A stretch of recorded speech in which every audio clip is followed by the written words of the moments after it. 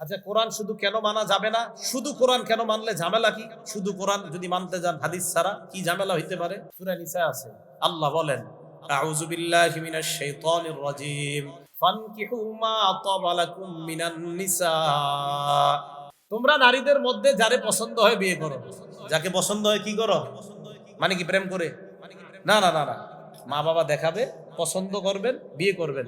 তাহলে বলেন তো সূরা নিসা কি আছে? বিয়ে করো। বাংলাটা বললেন, একটা জিনিস বুঝার আছে, বিয়ে করো। সূরা নূরের মধ্যে আছে, ওয়া আনকিহুল আয়ামা মিনকুম ওয়াস-সালিহিনা মিন ইবাদিকুম ওয়া ইমাইকুম। নারী পুরুষদের মধ্যে যারা বিয়ে হয় নাই, যারা বিয়ে করে নাই, তোমরা তাদেরকে বিয়ে করায়া দাও। সূরা নিসা আছে বিয়ে করো, সূরা নূরে আছে বিয়ে করাও। দুইটা বাংলা শুধু বলেন, বিয়ে করো, বিয়ে করাও।